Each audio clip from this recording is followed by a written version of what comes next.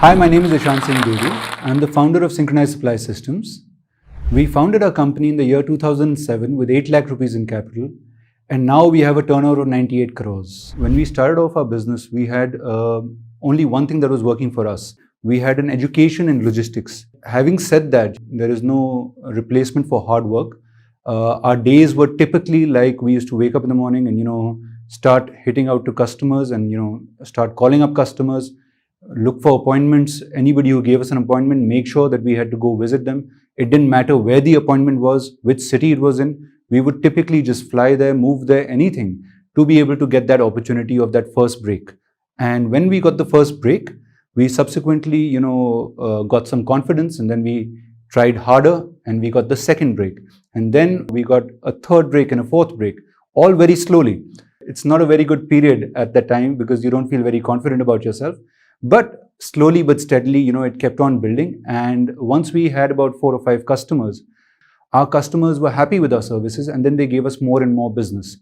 And it became a snowball effect where we started with just, a piece of work, but then slowly over time, our customers had more confidence in us and they gave us more and more business.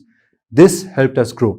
First you wish that you had more business, and then immediately you have the second challenge, which is you don't have the money to run the business. This was our second biggest challenge. Our second biggest challenge is almost like a twin challenge, and it comes immediately after you solve the first challenge. And the second challenge is the challenge of cash flow. Right? Ours is a business which has capital requirements. Ours is a business where we have to make certain investments for customers, and therefore we need money in the bank. Payment cycles are typically 90 days. So if we do business worth 1 lakh, we need to have 3 lakhs in the bank to be able to churn that money. This was an immediate problem for us because we had a capital investment of about 8 lakh rupees, and that allowed us to do some small business. But as soon as the customers had trust in us, they wanted to give us more business. We didn't have enough money. We thought we'd solved the problem of the business, but this was a new challenge that had come up. To solve this problem, I would again like to give you some perspective. We were not in the stage, we were in 2008, where startups were considered cool. There was a lot of VC money flowing around. There was a lot of, angel investors. It wasn't like that. So typically what we had to do was we had to do a friends and family round, right? And what it basically meant was we had to literally go visit almost all members of our family seeking, some kind of investments. I was lucky that my grandfather, although he didn't choose to invest, but he decided to give me, the ability to take a loan against one of his properties. And, so it was like he had a property and we were able to take a loan against that from a bank. But then the problem came as to which bank, because banks also didn't want to work with startups at the time. And they would typically ask you for a 3-year balance sheet.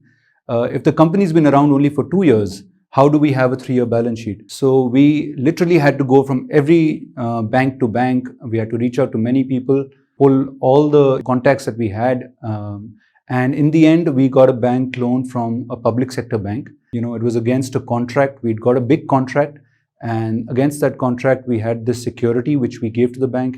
And then the bank gave us some money on the basis of which we were able to execute that contract.